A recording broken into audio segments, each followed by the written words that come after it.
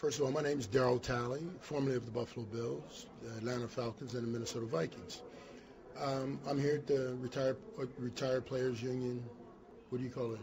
Former Players Convention. Former Players Convention. Just, sitting around, listening to some guys tell me about the things that are going on from the guys that are actually on the front line, telling us what's happening in the game and what's going on with the settlement, the strike issue or whatever, or the lockout, the lockout issues and things of that nature. Okay. Fans want to know, what was your greatest on-field memory? My greatest on-field memory? Wow. That's kind of hard. I had a lot of great memories on the field. The best one I have is really kind of funny. It's Cornelius Bennett's rookie year. We're playing in Cleveland, and he had just gotten into camp and everything, and we're playing the Browns, and he hits Kevin Mack.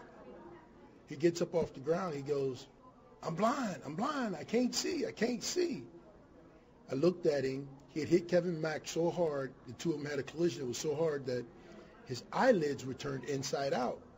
And he couldn't see. I said, first you need to turn your eyelids around. And he looked at me and he rubbed his eyes. He said, oh, okay, now that's better. That was the funnest. To me, that was great. I really enjoyed that. That's a good story. This comes from Cato. I know you were a stud linebacker, but on offense, who was a better quarterback to play against? Jim Kelly or Brett Favre? Well, number one, I didn't have to play against Jim except for once. So I wouldn't know that.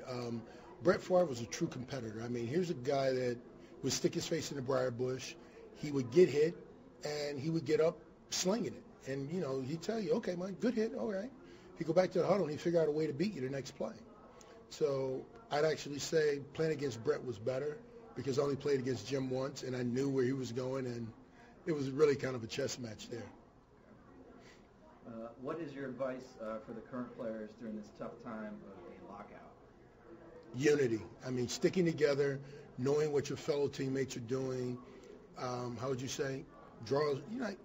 People say draw a circle around you and your family and your teammates, and keep everything to yourselves and in there together, and just stay as one, stay as a unit. There's strength in numbers. What have you been up to since you hung up your cleats? Not a whole lot right now. I'm just trying to hang out. I'm running my business from home, but that's about it. Okay. How does it make you feel that current players are lobbying for improved health care for former players?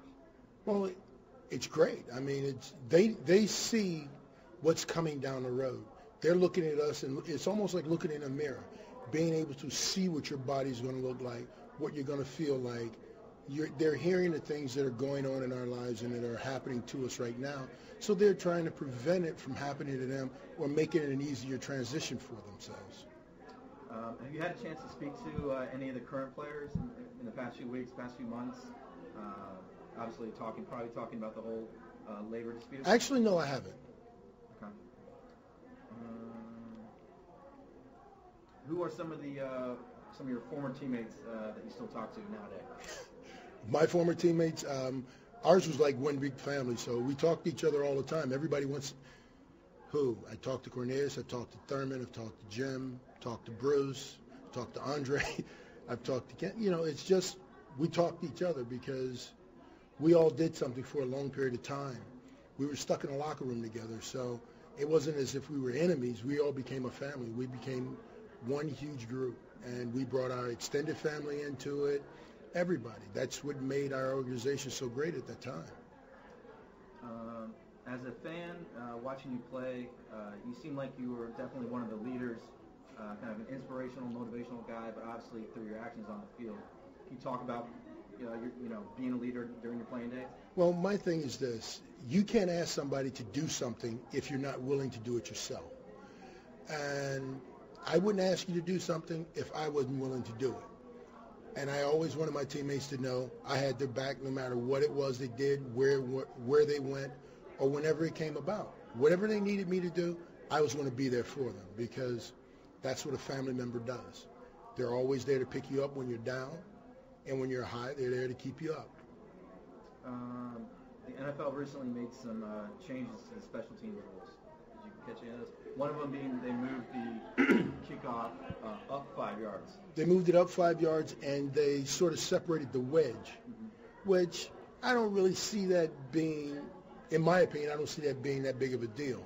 The only thing that allows is, that doesn't allow for is for you to form a wedge and have somebody run into that, and two guys get to hit one guy on the kickoff. That's the only thing I think that solves. But I think moving the ball up 5 yards with the kicker's legs, they're kicking the ball out of the end zone. You're getting more touchbacks now than ever before. Yep. Who was the toughest offensive opponent you ever faced? That's good. That's real hard because I've faced a lot of great ones. I mean, they're all tough. I'm gonna be honest with you. Anytime you can go from Eric Dickerson to Marcus Allen to Barry Sanders to Russ Francis. I mean, so I've played against, I don't know, some of the best that ever played. I even got a chance to play against Franco Harris. So that's really telling you how old I am. That was his last year in Seattle. So, you know. That plays into our next question. You had a pretty long career. What was the secret to your longevity? Stubbornness. I mean, just unadulterated stubbornness. I loved the game that I played, and I always wanted to play. If I hurt, I hurt, but it would go away, and I'd be all right the next day. So, you know, just being stubborn is having a blue-collar mentality, which is where I'm from. I'm from Ohio, from East Cleveland, Ohio, you know, and that's the way we grew up. We grew up, you had to work for whatever you got, and nobody's going to give you anything, so we had to work. And if you wanted to play, you had to do it. What do you think of DeMaurice Smith and some of the other leaders of the NFLPA? I think they're very good. I mean, he's doing a tremendous job, in my opinion, to take over and try and correct some of the issues that are out there right now. I don't know exactly how much he'll get accomplished, but I'll tell you this. He's headed in the right direction, and I'm behind him 100%. Do you watch more of the college game or the NFL nowadays? I'm going to be honest with you. I'm a sports fanatic. I watch tennis. I watch anything. As long as there's somebody competing, I want to watch because I'm a competitor at heart. I like watching NFL, and a lot of people hate watching games with me because I can figure out where everybody's going before the ball's even snapped, and they're looking at me going, that's got to be boring to know that. It's not boring. It's actually fun to me, but I laugh at people when they look at games and they go, well, how'd you know that? I don't know. Just the way the guy looked at me. Are any of your former teammates there with you at the convention? Yes, Cornelius is. Cornelius Bennett's here. Yes. Who are some of the current players NFL players that you love to watch? I don't particularly watch any individuals. I would say I'd watch the game, and I'd watch the way in which they play the game. I enjoy people that play the game very aggressively, the way it should be played, not with pom-poms, but it's a mano-a-mano game. It's man-on-man. Do you still root for the Bills, and if so, what do they need to do to get over the hump? That's a loaded question there.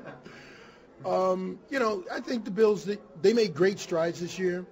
But what people fail to realize is that, yeah, it's easier to make the transition on offense to one offense to another.